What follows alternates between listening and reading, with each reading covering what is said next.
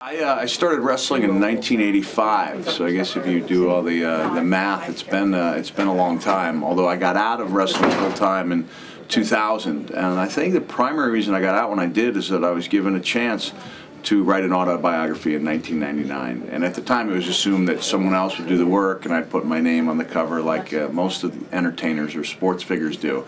And I found that I enjoyed writing, and I found that my co-workers, my wrestling peers, enjoyed listening to it. And it turned out that people thought I had a gift for telling stories in a conversational manner. And at the time I wrote Have a Nice Day in '99, it was just assumed that wrestling fans would not, maybe could not read a book, and we proved the world wrong. And fortunately, that book's success opened up some doors, opened the doors for further writing projects. And the Hardcore Diaries is your most recent book? The Hardcore Diaries, yes, came out last week, and from what I gather, it's doing pretty well, and especially I get the feeling from fans that it's a book that they really want to read, and I have something to compare that with because I've written a couple of novels where I did not get the feeling that my fans really wanted to read stories that I made up.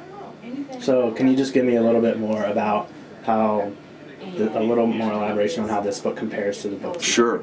Yeah, this is a far more in-depth book than the other two because it covers a much shorter period of time. It's a 6-week journey of an idea I had that I presented to WWE, and I follow that idea from its conception to its completion. And I really thought when I pitched the idea that it would be the greatest one of my career. It turned out it was a disaster, which as a wrestler was very frustrating, but which as a writer, opened up some opportunities to, because I think people would rather read about a rocky road rather than a smooth ride. And this is a really rocky road that I navigate in this book.